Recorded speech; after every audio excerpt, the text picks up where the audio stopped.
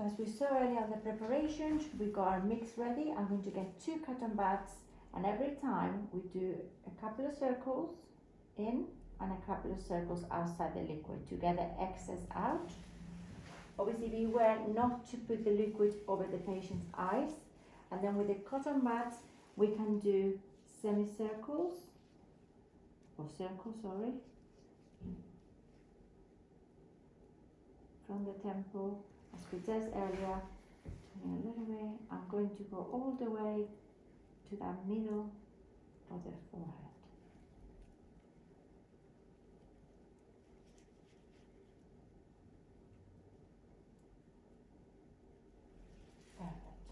So now we're going to do the other side of the forehead, and we do the same process. Cotton twice out to take the excess, and then again from the temple, always stretching the skin. I mean, Kate got a nice skin texture, but what we got in her case is just pigmentation. So we got a lot of sun damage, and this is the main reason we're going to do the TCA. So it's very, very simple, as we can see.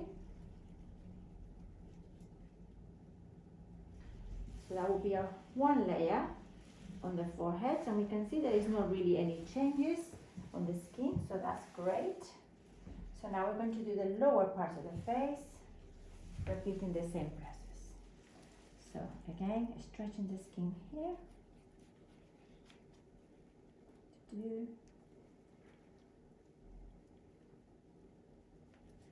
If you feel you need to draw, you can use a white pen to draw these margins.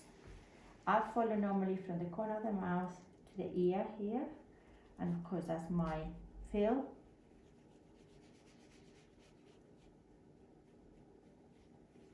That's good. And then we repeat the other side.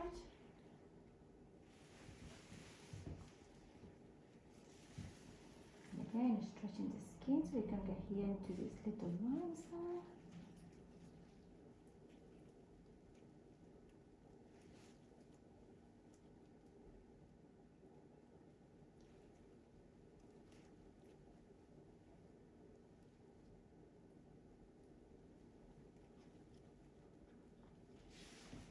Wonderful. Now we're going to do now the final part of the face. Now this is the area that's a little bit more delicate. Normally when it gets warm a little bit quicker. Obviously do one underneath of the eyes. To be careful not to get into the eye. And as we said earlier, I want to then go into the nasolabial, but with a little bit left, so not much.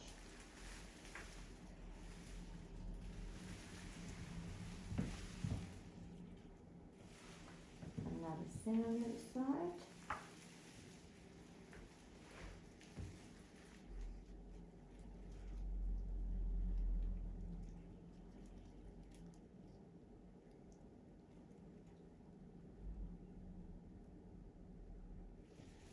We could do a little bit on the upper lip. Go to the nose.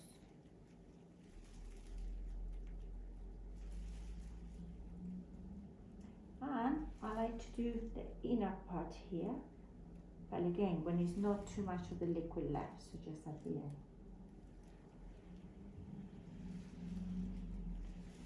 So that's our first layer, and what we need to now keep doing is just doing obviously a second layer.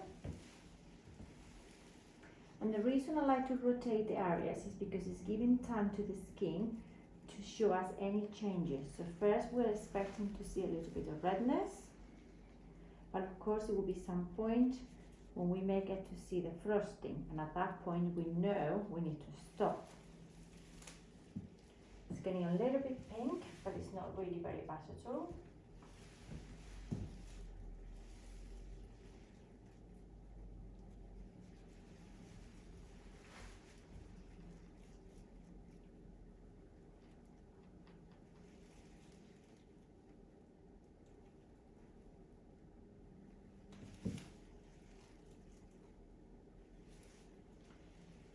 Okay, how's it feeling, Kate? It's quite warm, but warm. it's okay. Good. warm is fine. When it starts getting too warm,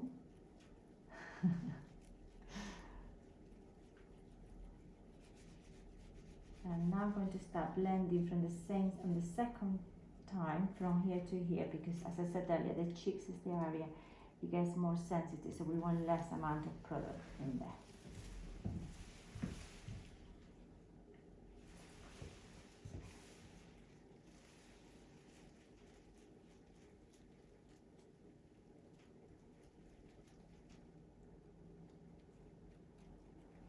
We can also do sometimes what they call a mosaic peel. In that case, you tend to treat first the spots, the darker spots, and then obviously then you do a full TCA all over. So by obviously dabbing first the areas where you've got a little bit more pigment. But in her case, because it's quite diffuminated, I didn't think on the first one we need to do that. I just thought we'd do a generic one. And this time on the third one, I'm doing the whole of the forehead together. As I said earlier, it's because now we're trying to do less amount every time, because obviously this is a third pass.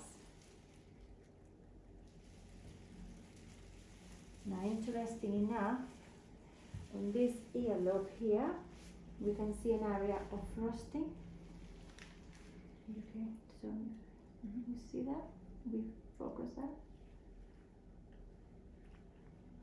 So just around here. So for some reason this area is reacting a lot more, so I will not put obviously any more in there. Yeah, you want to get it closer there? Can you see that? Perfect. So that's the only one there. And look, in here we're starting to see also in the jawline, here, a little bit of that frosting appearing. So I'm going to avoid also that area.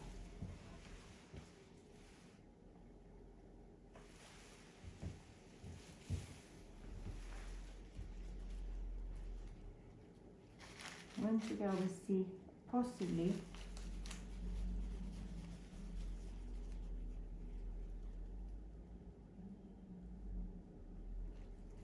we can see here now, you see this a third layer is all starting to come red, and this is starting to frost more evenly. It's the final one on this side. Again, this is standing a little bit, so I'm going to be careful, because now we'll be getting quite hot, will it? Yeah. There we are.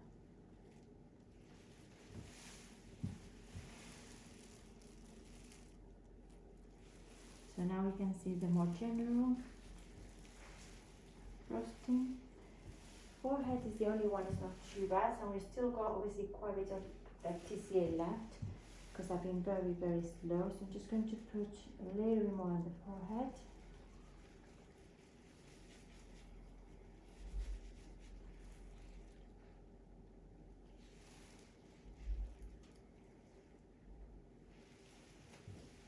And again, if we focus on this one again, look at this side, it's very good. You can see all the white frosting. Yeah? This is starting to be on the temple now. Not so much on the middle. And look at this area. That's all now. It must be very hot now, isn't it? Yes, it is. Very hot now. Okay.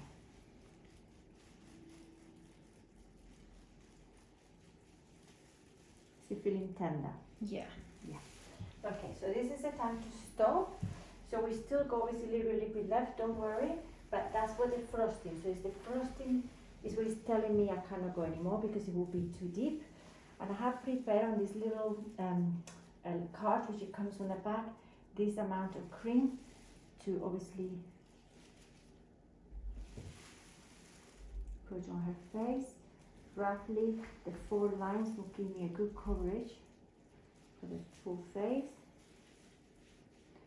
And normally feels quite nice after all that heat, because it just helps. So this is a very important part of the process, not only for patients' comfort because they like it, but also because it's going to help for the chemical peel to have less dramatic peeling.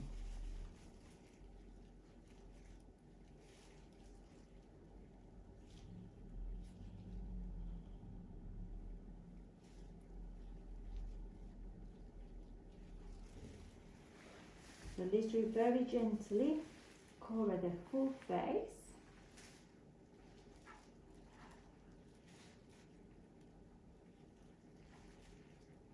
Is that a little bit better now? Yeah, calm down a bit.